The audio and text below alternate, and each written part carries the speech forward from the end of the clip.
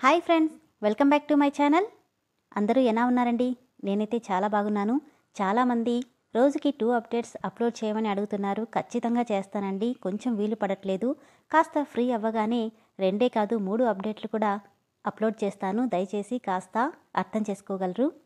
ఇక లేట్ చేయకుండా వీడియోలోకి వెళ్ళిపోదాము. ఎస్ఎన్ఎంఆర్ శ్రీధర్ గారు రాసినటువంటి అరవింద నేత్ర 8వ భాగం. మార్నింగ్ బ్రేక్ఫాస్ట్ చేసి ఏదో అర్జెంట్ వర్క్ ఉందని మోహన్ రావు ఇంటి నుండి వెళ్ళిపోతే ఒంటరిగా మిగిలిపోయింది నేత్ర. అమ్మగారు, వంటేం చేయమంటారు? సోఫాలుగో దిగాలుగా కూర్చొని వెనక్కి వాలి, నీ ఇష్టం రాధమ్మా. సరేనని ఆమె వెళ్ళిపోతుంటే, నాకు భోజనం బయట చేయడం అలవాట్లేదు. ఇంట్లో ఎంతమంది పనివాళ్లున్నా వంట మాత్రం నువ్వే చేయాలి, అర్థమైందా అంటూ గట్టిగా చెప్పిన అరవింద్ మాటలు గుర్తురావడంతో, రాధమ్మా. ఏంటమ్మా? ఆయన ఎన్ని గంటలకి భోజనానికి వస్తారు? బాబుగారు మధ్యాహ్నం పూట ఇంటికి రారమ్మా, రాత్రికే వస్తారు. అది కూడా ఏ టైం అవుతుందో చెప్పలేం. అయితే రాత్రి మాత్రం వంట నేనే చేస్తాలే. నవ్వుకుంటూ, ఈ రోజుకి అక్కర్లేదులేమ్మా, ఎంతైనా కొత్త పెళ్లి కూతురివి. రేపటి నుండి నీకెలా అనిపిస్తే అలా చేసుకో. కానీ ఆయన ఏమైనా అంటారేమో.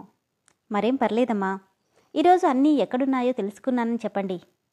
సరే అయితే అనుకుని హమ్మయ్య అనుకుంటూ సోఫాలో కూలబడింది నేత్ర. అరవింద్ ఫ్యాషన్ వరల్డ్ అన్న నేమ్ బోర్డు ముందు కారు ఆగడంతో గంభీరంగా కారు దిగి లోపలికి వెళ్తున్నాడు అరవింద్. అతన్ని చూడగానే అప్పటిదాకా సరదాగా కబుర్లు చెప్పుకుంటూ వర్క్ చేసుకుంటున్న వాళ్ళు కాస్త టెన్షన్గా పైకి లేచి గుడ్ మార్నింగ్ అంటూ విష్ చేస్తుంటే, వాళ్ళ వైపు కూడా చూడకుండా గుడ్ మార్నింగ్ అన్నట్టుగా తలూపి అక్కడి నుండి వెళ్ళిపోతున్నాడు అరవింద్. దాదాపు 10 ఫ్లోర్లు ఉన్న బిల్డింగ్లో 4th ఫ్లోర్లో ఉన్న తన క్యాబిన్కి వెళ్ళగానే అప్పటిదాకా అతనిని చూడగానే భయంతో బిగుసుకుపోయిన స్టాఫ్ మొత్తం హమ్మయ్య అంటూ ఊపిరి తీసుకున్నారు. ఇదేంటి, నిన్నే కదా పెళ్ళయింది, 1 వారం 10 రోజుల వరకు పెళ్ళంతో ఎంజాయ్ చేసుకుంటూ ఆఫీస్కి రాడు అనుకుంటే మరుసటి రోజే దిగబడ్డాడేంటి? ఏమో నాకేం తెలుసు, ఎంతైనా పని రాక్షసుడు కదా, అందుకే వచ్చేసినట్టున్నాడు అనుకుంటూ దిగాలుగా సీట్లో కూర్చోగానే ఆ మాట్లాడుకున్న ఇద్దరికీ ఒకేసారి ఏదో మెయిల్ రావడంతో ఓపెన్ చేసి చూడగా ఇద్దరిని ఊస్టింగ్ ఆర్డర్స్ ఇవ్వడం చూసి షాక్తో 4th ఫ్లోర్కి పరుగు పెట్టారు ఆ ఇద్దరు అమ్మాయిలు. తన క్యాబిన్లో కూర్చొని సిస్టమ్ ఆన్ చేయగానే గుడ్ మార్నింగ్ సార్ అంటూ తన వెనకే వచ్చాడు Aravind temporary PA Shyam. Good morning అని చెప్పి తన వర్క్ చేసుకుంటుంటే బేసికల్గా జోయల్ పర్సనాలిటీ అయిన శ్యామ్ నవ్వుతూ, అదేంటి సార్, నిన్నే కదా పెళ్ళయింది, అప్పుడే ఆఫీస్కి వచ్చారేంటి? కళ్ళు మాత్రం పైకెత్తి, పెళ్ళైతే ఆఫీస్కి రాకూడదా? అది కాదు సార్, మరి ఒక్కరోజు కూడా రెస్ట్ తీసుకుండా వెంటనే ఆఫీస్కి వచ్చారంటే అని కనుబొమ్మలు ముడేసి, రెస్ట్ ఫర్ వాట్? తలుంచుకొని సిగ్గుపడుతూ, అదే సార్, నిన్న మార్నింగ్ మీకు పెళ్ళయింది, నైట్కి ఫస్ట్ నైట్ ఉంటుంది కదా, సీట్లో రిలాక్స్డ్గా వాలి. అయితే అంటారండి సార్, అసలే మీరు మన్మధుడు లాంటివాడు. ఏంటి? అదే సార్, అంత అందంగా ఉంటారు కదా, ఇక మీరు మేడం దగ్గర ఏ రేంజ్లో అంటుండగానే కోపంతో ఎరుపెక్కిన అతని కళ్ళని చూసి గుటకలు మింగుతూ, సారీ సార్, చూడు, ఇంకోసారి నీ నుండి ఇలాంటి వర్డ్స్ బయటకు వచ్చాయంటే మాట్లాడడానికి నాలుక లేకుండా చేస్తాను, జాగ్రత్త. సో సారీ సార్, నోరు మూసుకుని మీటింగ్కి అన్నీ అరేంజ్ చేయి అనడంతో ఓకే సార్ అంటూ అక్కడి నుండి పరుగు పెట్టాడు శ్యామ్. ఈ వెధవ వల్ల వీడిని భరించాల్సి వస్తుంది అనుకుంటుంటే, ఎక్స్క్యూజ్ మీ సార్ అంటూ వచ్చారు ఊస్టింగ్ ఆర్డర్స్ ఇచ్చిన ఇద్దరమ్మాయిలు. కీబోర్డ్ మీద వేళ్లు కదిలిస్తూనే, ఎస్ కమింగ్. భయంగా లోపలికొచ్చి, సార్ మమ్మల్ని డిస్మిస్ చేశారు. ఎస్, కానీ ఎందుకు సార్? పని రాక్షసుల దగ్గర పని చేయడానికి ఇబ్బంది పడుతున్నారు కదా, అందుకే నేనే తీసేశాను. సార్ ఏదో పొరపాటైపోయింది. ఆల్రెడీ మీ ఇద్దరి పోస్ట్లోకి వేరే వాళ్ళు అపాయింట్ అయ్యారు కూడా. You may go now. Sir please sir, ఈ ఒక్కసారికి గెట్ లాస్ట్ అని గట్టిగా అరవడంతో భయపడి అక్కడి నుండి వెళ్ళిపోయారు ఆ ఇద్దరమ్మాయిలు. బయటే ఉన్న శ్యామ్ వీళ్ళని చూసి జాలిపడుతూ, పాపం ఆయన గురించి మర్చిపోయారనుకుంటా, ఆయనవి పాము చెవులు, మీరు మీ ఇంట్లో ఆయన గురించి మాట్లాడుకున్న క్షణంలో తెలిసిపోతుంది. సారీ సార్, ఏదో పొరపాటున అలా అనుకున్నాం. ఇప్పుడు మాకు మా జాబ్స్ కావాలంటే ఏం చేయాలి? ఏం చేసినా అది కష్టం, కాబట్టి ఇంకో జాబ్ వెతుక్కోండి అనడంతో, ప్లీజ్ సార్ అలా అనకండి, మాకు ఈ ఉద్యోగాలు చాలా ఇంపార్టెంట్, దానికోసం ఏమైనా చేస్తాం, మీరే ఎలాగైనా ఒకసారి సార్తో మాట్లాడండి అంటే ఆయన ఏం చెప్తే అది చేయడానికి రెడీగా ఉన్నారా?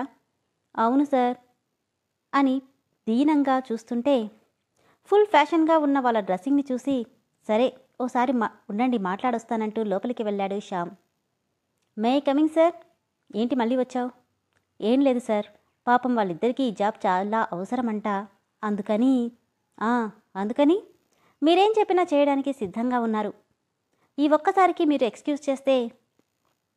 రిలాక్స్డ్గా సీట్లో వెనక్కి వాలి శ్యామ్ వైపు చూస్తుంటే, అదే సార్, వాళ్ళిద్దరూ మీకు ఎలా కావాలన్నా యూజ్ అవుతారంటూ సిగ్గుపడుతూ చెప్తుంటే కార్నర్ లుక్తో నవ్వి, గుడ్, అయితే ఈరోజు నైట్కి నా గెస్ట్ హౌస్కి రమ్మను అనడంతో అంత డైరెక్ట్గా తనకి ఆ మాట చెప్పడంతో ఒకంత షాక్కి గురయ్యాడు శ్యామ్.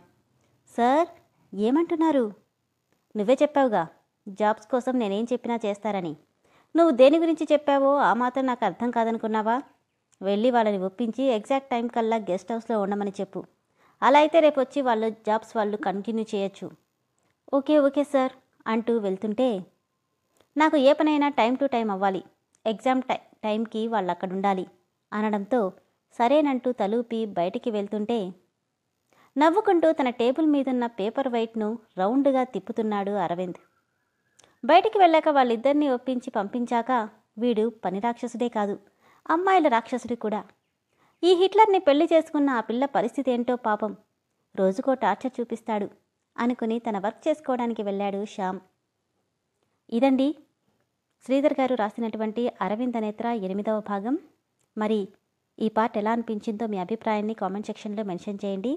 అలాగే ఈ స్టోరీ కానీ నా వీడియోస్ కానీ నచ్చుతున్నట్లయితే లైక్ చేయండి, షేర్ చేయండి, సబ్స్క్రైబ్ చేయండి. ఇంకెవరికైనా షేర్ చేసి సబ్స్క్రైబ్ చేయించండి.